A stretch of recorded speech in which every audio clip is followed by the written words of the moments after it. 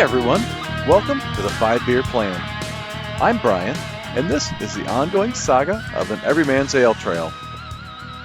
In this episode, I'll dig deep for historical beer styles, sit down virtually with Dan Potter from Archival Brewing in Belmont, Michigan, and review Aegir's Wreath, also from Archival Brewing.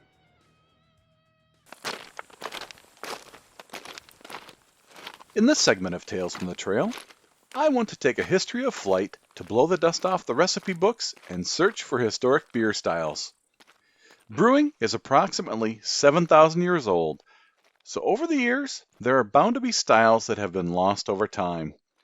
For those of us in the modern beer era, which includes the everyman, we tend to think very narrowly about beer styles in terms of ales and lagers and stouts and porters.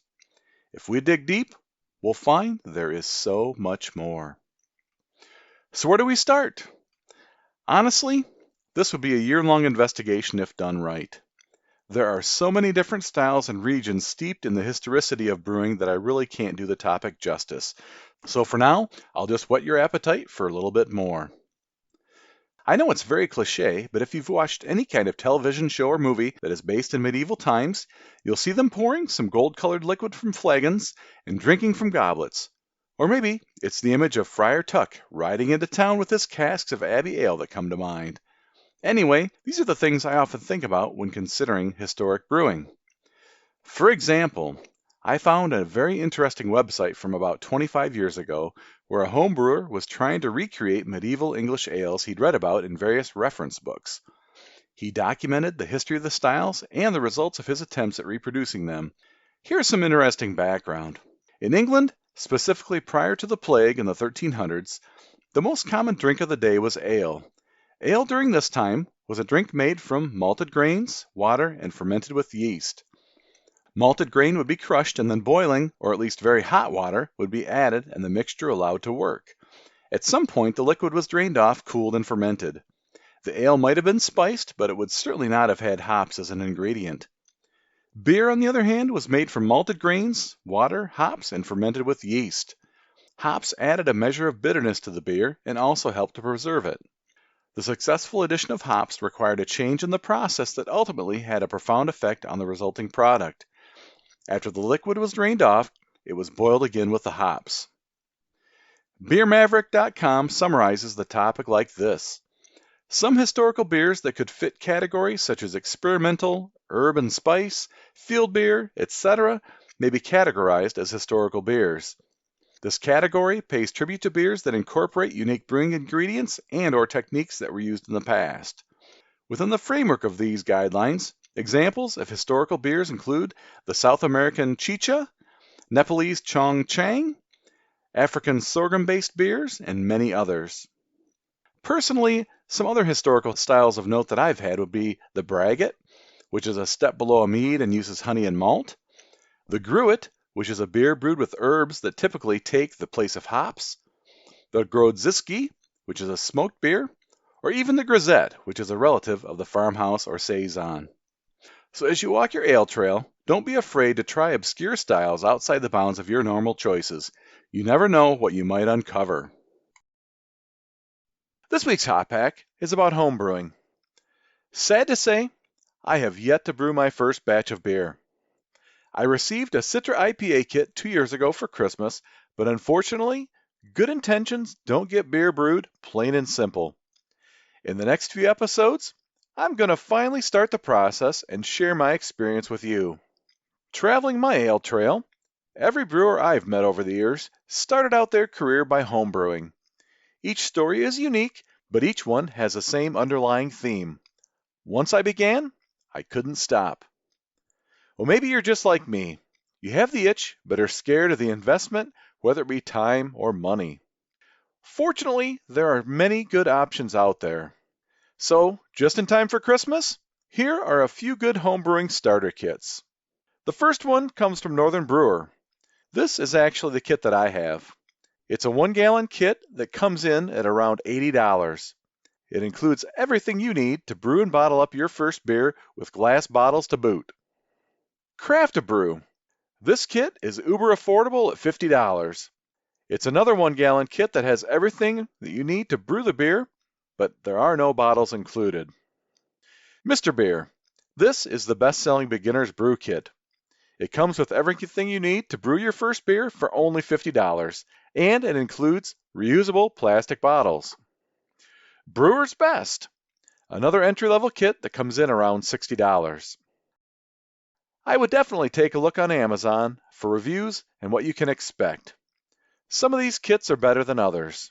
Find a kit with a recipe that sounds good to you, is simple, affordable, and most of all, reusable. And keep in mind that brewing is a process.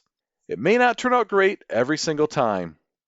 And if you talk to any brewer, they will tell you the same thing. It takes a lot of practice. Happy brewing, and let me know how you do. So welcome to Barstool Banter. I'm sitting down virtually with Dan Potter from Archival Brewing in Belmont, Michigan. Dan, thank you for taking time out of your busy schedule to join me on the podcast. Yeah, good to be here.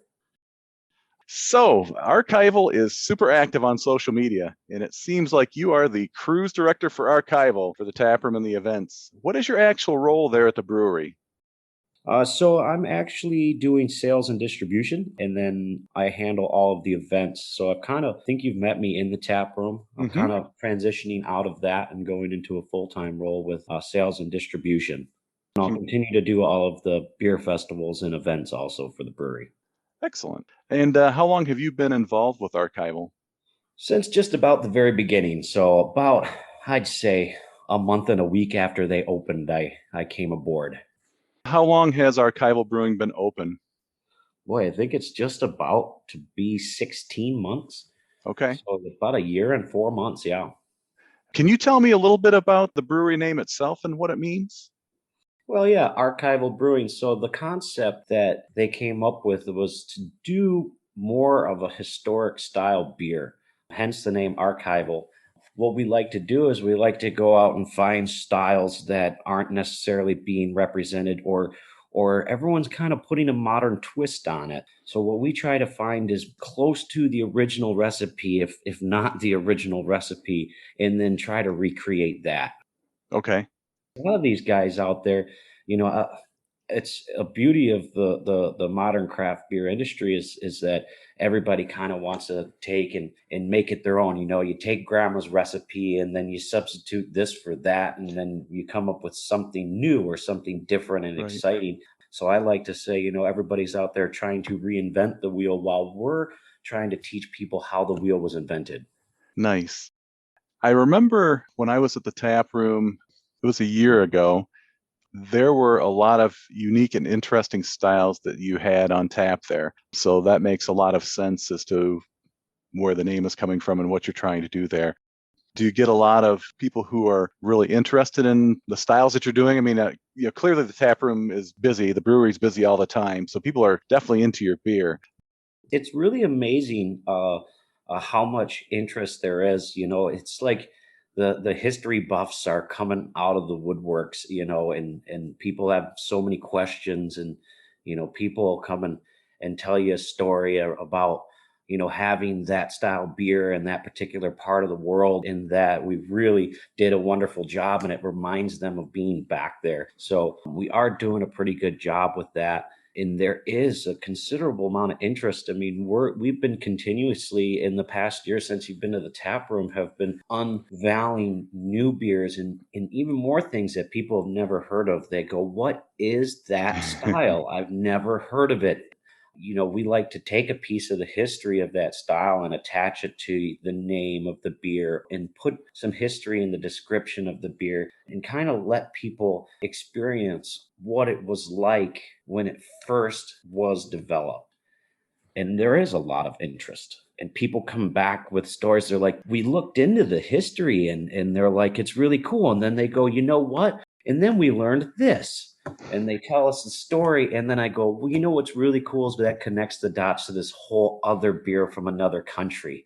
And we just go further into the story. And I find that people are really enjoying that aspect of the culture that we're bringing with the historic beer. Yeah, I love that. So I remember, I'm just looking back at some of my untapped check-ins. One of the first ones I had was Aegir's Wreath, which was a Sati style farmhouse ale. Killer beer, very Yeah, unique. that you don't see very many people brewing that style. That's No, one of the oldest recipes for beer in the world. that's pretty awesome. One of the things that I like to do is to try as many beers as I can. That's like my goal. So whenever I go to a brewery, I always try to order a flight. And I know some people are like, well, you don't really get the full taste of a beer if you're doing the flights, whatever the reason may be. But I want to put my lips on something that's unique and different. We only had time for one flight. Otherwise, I would have been there probably all night. That is the beauty of the flight, and obviously there's always going to be somebody out there that has, something to say. I mean, I always joke with people, I'm like, the only way to truly try a beer is an entire pint. And Right. I'm sure you agree with that, but with time constraints and this, that, the other thing, that's what makes the flight great, and we have to embrace it. Yeah, I agree with you, Dan. Another one that I had was Wayne Grodziski, Oh which was a wow, uh, a, yeah. a Grodziski Gratzer style, Grodziski. I always go give it a little Grodziski. But little I'm not Russian Polish, so Russian I don't accent. know. Right. I'm Scotch Irish, so I'm Scottish English myself. okay. But That was an no, interesting style. That one we did for the Beer City Brewers Guild Pro Am competition that they do annually. They team up a local home brewer with a professional brewer, and they get to pick the style that they brew, and then they get to brew it with the professionals, and then enter into a big competition that they hold a little beer festival downtown Grand Rapids, and everybody judges the beers, and somebody comes out a clear winner. So we did that. It was a specialty smoked beer where we smoked the malt in the tap room. That really stunk the entire tap room up when we smoked the malt. And if you tried that beer, it was very different. It was good, but it was definitely more of a novelty style drinker than a sessionable, crushable beer. sure. But it's also another one of those historical beers that nobody's ever had before. Right. When I looked the name, I was like, I'm gonna have this because I've never had it before. And I So think that was the case for a lot of people. They're like, well, I'll take the Wayne Gretzky. No, it's Wayne Grodziski. So we have fun with the names too. But then this year, so we just unveiled our Pro Am beer for this year, which is a Keller beer. So a Keller beer is, it's a light, easy drinker, but it's an aged beer. We aged it on oak in our foeder wooden fermentation vessels that we have. And it came out real nice, a nice, easy drinker with well-rounded oakiness to it, and really nice. So it's very cool to do styles like a Keller beer also. what is the name of that particular beer you're entering in? We called it Frankenfooder. Sounded like a Franconian, and then named it after the fermentation device. And when it was fermenting with the setup that we had, it kind of looked like a Frankenstein experiment. So we called it the Frankenfooder. Well, when I first visited the tap room, I absolutely fell in love with the atmosphere and the space. What was the inspiration behind that?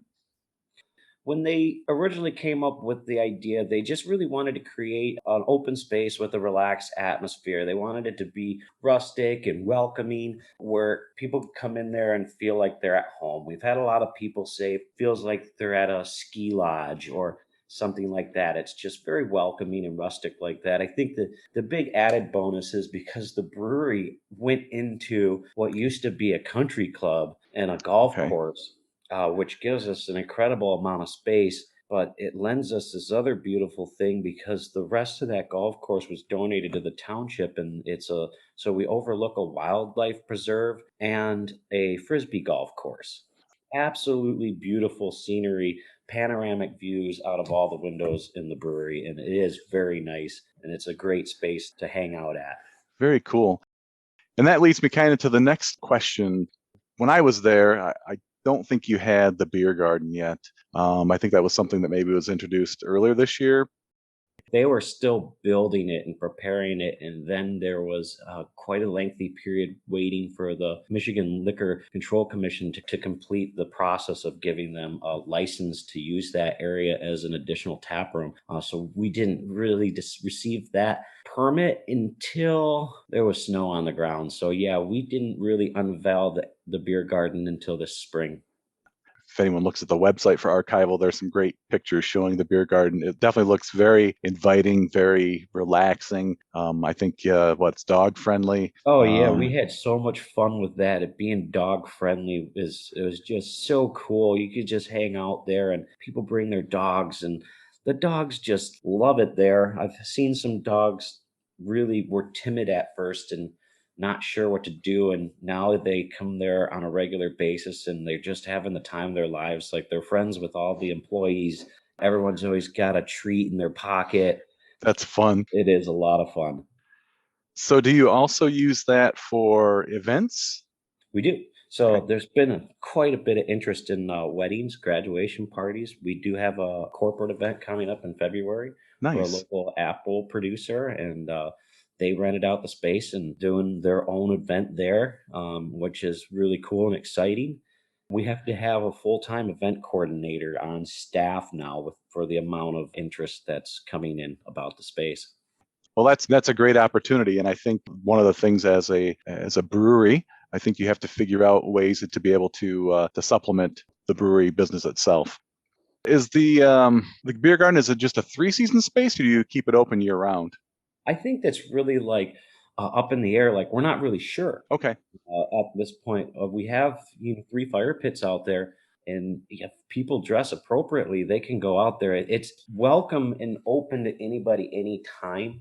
But if there isn't any staff down there, they do just have to make the trek up the stairs into the main tap room and go up to the bar and order from there, and then they can go right back on out and hang out into the beer garden. Whether it's staffed or not, will still allow you to hang out. well, we know that the Michigan craft beer community are pretty hardy, so I'm sure there'll be people out there waiting through the drifts just so they can sit outside by the fire. Well, when we did that, the Michigan Brewers Guild does their annual Winter Beer Festival outdoors at the ballpark about 3.7 miles down the road from us every February. And this past year was our first opportunity to use the beer garden, and everybody was already dressed in their full winter gear to do this outdoor beer festival. So we invited all the industry people, people from other breweries that were staying in a town to come out, and we fired up the fire pits and we fed everyone and we had a real good time out there. And that was about the first time we really got to use it. And then it sat dormant again for the rest of the winter. That's what happens in the Midwest. Couple of local regulars on the weekends would have us fire up the fire pits and they'd hang out there. So that was cool. One of the other things that I really remember from being there was that you have a great rustic food menu. I assume you have a scratch kitchen there? Yes, we do. Okay. So everything is scratch, made fresh in house, all the way down to our hand cut fries that we cut every single day. How often do you change that menu up? They're shooting for just to do it about twice a year, just kind of try to change it with the seasons and offer a more seasonal fare. Hmm. So I know they just did a little menu change, and things definitely are steering more towards that comfort food right now, which is kind of what people are looking for getting into the colder months here in Yeah. Michigan. Sort of a related question. I know um, a lot of people in the industry, the food service industry, are having trouble with staffing, with getting product in. Are you experiencing the same kind of problem that others are experiencing? This is a question that it's got a double answer for myself because I've been in and around the industry for a long time and it's always been this way. Okay. So it's really nothing new. But with all the added challenges over the past couple years and kind of everyone being short staffed, it really has been a little bit harder. People can go into, there's new industries in Michigan that never existed. So a lot of people Yeah. move laterally. I think during the pandemic, there's a lot of people that were closer to retirement age or already at retirement age. They decided to leave and retire. And, companies had to completely shift everything, so I Yeah. think that also lends to the shortage, and it really has been difficult. The hardest part is keeping people working in the kitchen. So that's like a revolving door. We just recently had to change our hours and close down on Mondays because it's the slowest day of the week, which is pretty common in the industry Yeah. all across the board for Mondays to be slower. So we decided to close down on Mondays temporarily until we can find some more kitchen staff. Then when they worked out the new menu, they really tried to streamline everything to kind of take some of the burden off of the kitchen. That seems to be working right now. I know we'd love to be open 7 days again, but Yeah. we also don't want to put that extra stress on the employees because that is when you start to lose your good people. Sometimes you don't realize that the people that work for you are probably one of the best investment commodities that you have, for your business. You really have to be careful about that. I really do. I think the hardest thing I hear a lot of different people in the industry talk about, managers and owners, is employee retention. Like that's what everybody is spending a lot of time focusing on. Like, how do we retain our employees and make sure that they're comfortable and happy and not overworked and not stressed out, and paying extra attention to that. And then I've even seen where sometimes you got to be a little forgiving because that employee was a little bit stressed out because they've been working too much. That all into account and make sure that they decide to stick around. Yeah. And you can't just keep throwing money at people to keep them around either. So it's the intangible things I think you have to really focus on. Those personal touches that can only come from you as Archival Brewing. What are the little perks that people get? What are some of your favorite events to attend or host? I ran into you at Burning Foot Beer Fest, which is one of my favorites of the year, and I always look forward to it. I have it on my calendar. But what other ones do Yeah, you like to go Burning to? was interesting. This was my very first year at that festival, and it was a lot of fun. There's a little bit extra work with all the sand, but I think just the way that it worked out was really cool. Some of the favorite events that I do also do all of the Michigan Brewers Guild's festivals, which I think you were just talking about that on one of your previous podcasts. They do 4 a year, but this year they changed their format and they added a spring beer festival in Traverse City. So now they're doing five. I did That's not realize that. yeah. Well, they wanted to do one about 3 years ago, but the shutdown happened. So with their own humor, they called it this year was the third annual inaugural Spring Beer Festival, and that one was pretty neat. They really do a good job. They've got 20 some years of experience of putting on these festivals. In the past 15 years, they're doing 4 a year. I mean, that's an incredible amount of people that you're moving through to taste Michigan beer and really promote it and protect it. And they're celebrating their 25th anniversary this year. And I think it's great because what they did for craft beer in the state of Michigan, just from doing those festivals as a nonprofit, so they could raise money and lobby the Michigan legislature to make Michigan made craft beer more accessible to people and allow it to be distributed. Because I don't know if you remember this, but 25 years ago, everything was on premise only. Microbrewery or a nano brewery, that was the only place you could sell your beer. Everybody was getting frustrated with that, and they decided to start doing beer festivals to raise money to fight back. And 25 years later, where we're at, we've got Michigan beer that's distributed all over the world. So I always like to go back and continue to support what they're doing because they've brought us to where we are. And it's great to see what the future holds if we still keep doing it with their format. Yeah. One of my goals one of these years is to try to make it was all four and now all five festivals within the year. I've Don't been make a me, I've been a yeah. member, card carrying member now for 2 years, so I'm fairly new to the Michigan Brewers Guild. But I also see, like you, that it is something that really goes towards preservation and expansion of the Michigan market. I live in Ohio, but I grew up in Michigan, and I'm only 5 minutes from Michigan itself. So I do a lot of tri-state beverage hopping around here. So anything to promote the industry, I'm all for that. What kind of distribution do you have there at the tap room? So currently, we're about to ramp up our distribution. We've been doing our keg distribution, and we're all the way up in Sault Ste. Marie to the east side of the state in Detroit, Lansing, Ann Arbor, all up and down the Lake Michigan coast. Before summertime, kind of tried to get out to a lot more of the touristy towns and get our beer out in front of people in that method and really try to market ourselves. So we now are going into cans. So we've Okay. got four different beers packaged in cans, 6 packs right now. And the next push is going to be to start getting on shelves locally. and we're going to grow from there. So this is a brand new expansion for us. So we're pretty excited about that. Our can art is really kick ass. I Like can't wait to see it. it's so cool. You can check it out on our social media. We do have some pictures of them there, and that's going to be our next big push. And then we're expanding our brewery every little bit that we can as we go along to keep up with that. It's a lot more production that we need to do in order to get out there and try to get as many places as we can. Eventually the goal is to be all over the state in cans as well as kegs, and then kind of after that we can push into the Midwest and get into Ohio and Indiana and Illinois and stuff like that. So it's kind of baby steps right now, Sure. but we're getting there. We're excited about it.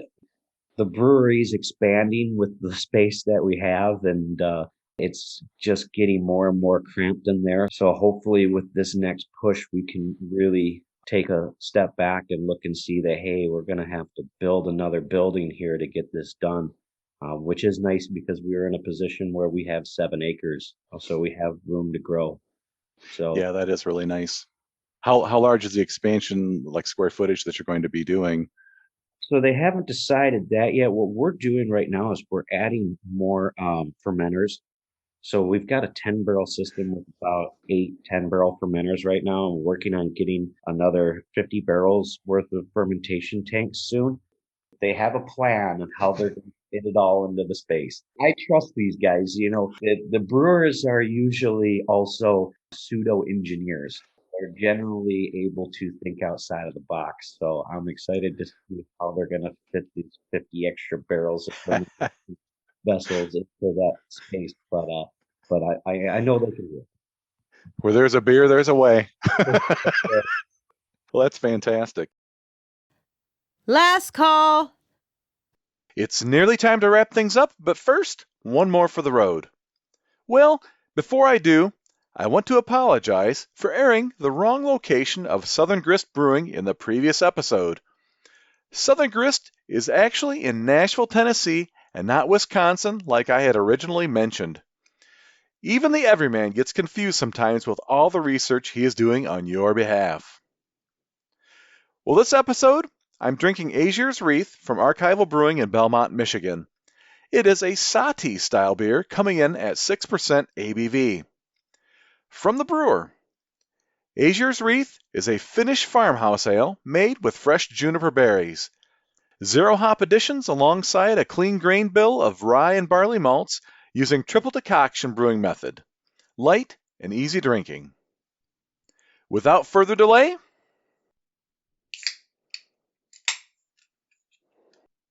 I got this one as a crowler directly from the brewery and want to give a big thanks to the Danimil himself for gifting the everyman with some historical beers to review. So as I pour this out into my pint glass, this beer pours a nice, deep, kind of amber color. As I mentioned, this is a Sati style.